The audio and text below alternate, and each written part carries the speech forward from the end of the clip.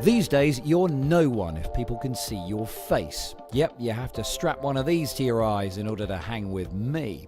I'm playing virtual reality volleyball with some other splendidly cool cats.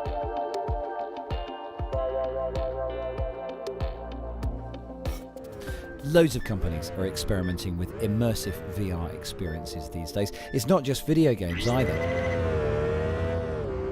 Facebook has certainly bought into the idea to the tune of $2 billion. That's what it paid for Oculus, the company that managed to put virtual reality back on the map. No surprise then that VR is making a big appearance here at CES. Even though Oculus's own headset is still in development, it's already partnered with Samsung to launch Gear VR, a headset which uses the Galaxy Note 4 as a screen. And now we have content to play on it too. Samsung took to the stage at CES to release Milk VR. This exclusive service provides a daily stream of 360-degree videos which will make Gear VR a must-have. Some of it made by notable production companies, including the creators of hit TV series The Walking Dead. And then it was my turn to try something new.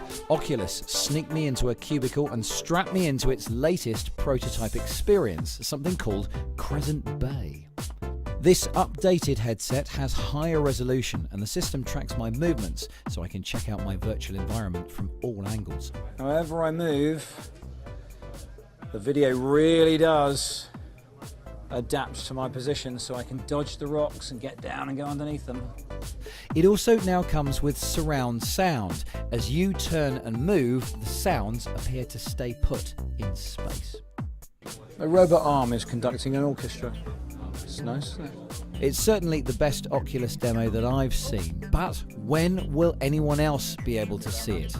Well, that's exactly what I asked Oculus co-founder and CEO Brendan Iribe.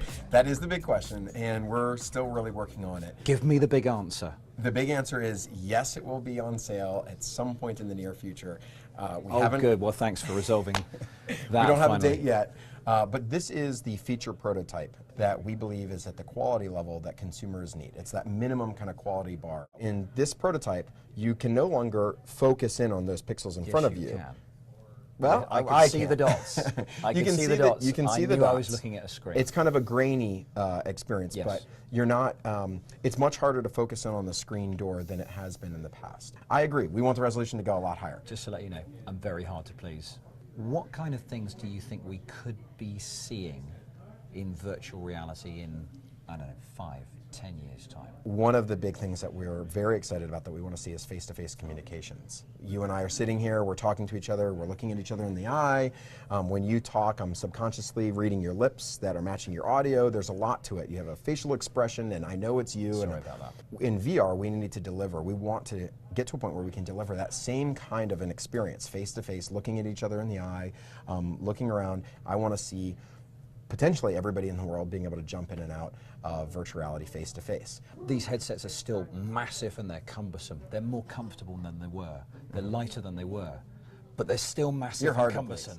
I know I'm hard to please. We see a lot of this stuff. That form factor, that kind of holy grail VR form factor, it's definitely closer to sunglasses than ski goggles where we are today.